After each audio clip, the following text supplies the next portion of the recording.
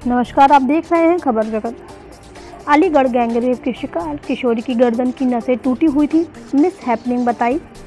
Examination report के बाद पता चल पाएगा रेप हुआ है या नहीं। बताया जा रहा था कि मनीषा के साथ कुछ मिस हैपनिंग हुई थी, जिसके बाद उसका डॉक्टरों द्वारा एक्सरे कराया गया, ब्लड इन्वेस्टिगेशन कराया, ब्लड वाली जांच कराई, गर्दन का सीटी स्कैन कराया, मनीषा का सीटी स्कैन कराया गया। इसमें पाया गया कि मनीषा के सिर में तो कोई ऐसी चोट नहीं थी, लेकिन उसकी गर्दन में कई चोटें थी, जिससे उसकी गर्दन की नसें टूटी हुई थी और उसे सांस लेने में दिक्कत हो रही थी। बाकी डॉक्टर भी उसे देख रहे थे, जैसे फॉरेंसिक डिपार्टमेंट लगा हुआ था, गायनी डिपार्टमेंट लगा था। वहीं मनीषा से रेप के सवाल पर डॉक्टर ने कहा कि पेशेंट द्वारा बताया गया कि उसके साथ कुछ मिस हैपनिंग हुई है। यह तो एग्जामिनेशन और रिपोर्ट के बाद ही पता चल पाएगा कि उसके साथ रेप हुआ था या नहीं हुआ था। मैं कुछ इस पर नहीं बता पाऊंगा। खबर जगत के लिए अलीगढ़ से अजय कुमार की रिपोर्ट।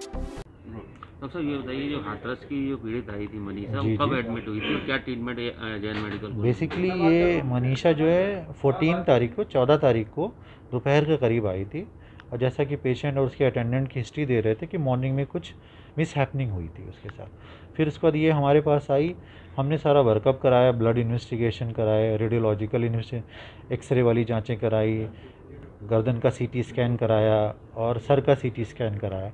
तो हम लोगों ने इसमें पाया कि सर में तो कोई ऐसी चोट नहीं थी, लेकिन गर्दन की हड्डी में 3, 4, 5 नंबर की हड्डी में चोट थी, जिसकी वजह से वहाँ से नस निकलती है, उसमें क्षति हुई थी। इसलिए मरीज़ को जब से भर्ती हुई थी तब से उसको सांस लेने में दिक्कत थी।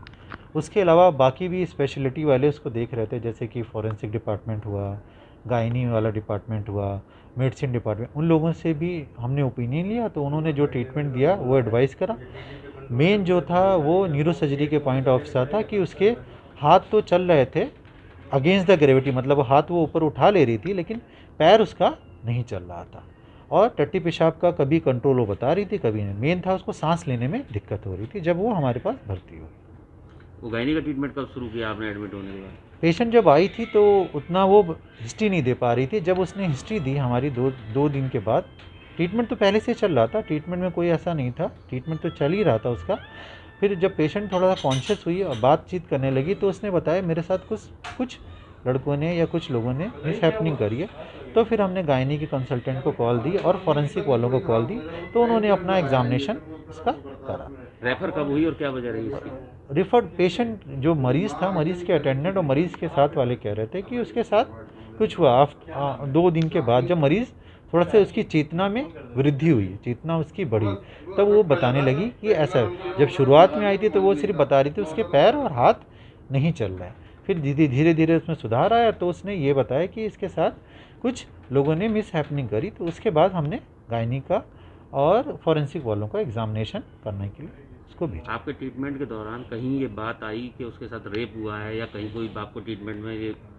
बेसिकली पेशेंट कह रही थी कुछ मिस हैपनिंग हुई। एग्जैक्टली पेशेंट कभी बता रही थी, कभी नहीं बता रही थी, लेकिन बाद में कह रही थी कि कुछ मिस हैपनिंग हुई है। एग्जैक्टली वर्ड रेप मैं नहीं बता पाऊंगा, वो तो एग्जामिनेशन के बाद ही पता चलेगा कि रेप हुआ है या नहीं हुआ। डॉक्टर में यहाँ पता चला? नहीं, बता नहीं सकते क्योंकि वो कॉन्फिडेंशियल था। गायनी वाले और फॉरेंसिक वालों ने अपना एग्जामिनेशन करा था उन्होंने, और उसके बाद वो रिपोर्ट उन्होंने अपनी बनाकर और सबमिट कर दी सीएमओ के पास। और उन्होंने जो ट्रीटमेंट एडवाइस करा जो वो हमने उसी के हिसाब से फिर आगे की जो उसकी इलाज है वो उसके हिसाब से हमने प्रोसीड करा।